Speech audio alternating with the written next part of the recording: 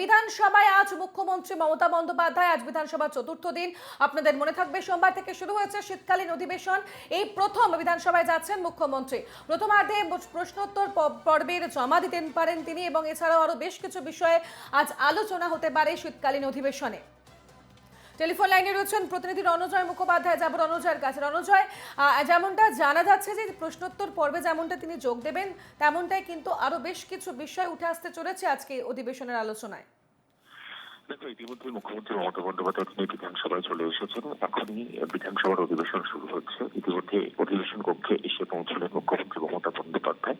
এই যে সেশন চলছে তার মধ্যে প্রথমবার মুখ্যমন্ত্রী মমতা বন্দ্যোপাধ্যায় এলেন এই সেশনে এবং এখনো পর্যন্ত বিধানসভা সূত্রে যা জানা যাচ্ছে যে প্রশ্নোত্তর পর্বে অংশ নেবেন মুখ্যমন্ত্রী মমতা বন্দ্যোপাধ্যায় এবং আজকের এই বিধানসভার সেশনে পার্টিসিপেট করার পর সরাসরি মমতা বন্দ্যোপাধ্যায় দমদম বিমানবন্দর থেকে ঝাড়খণ্ড পৌঁছবেন। হেমন্ত সোরেনের শপথে আমন্ত্রণ জানানো হয়েছে, সেই অনুষ্ঠানে মমতা বন্দ্যোপাধ্যায় যাবেন এবং আজকে সন্ধ্যার মধ্যেই ফিরে আসার কথা। এখনো পর্যন্ত মুখ্যমন্ত্রী মমতা বন্দ্যোপাধ্যায়ের এই শিডিউল রয়েছে।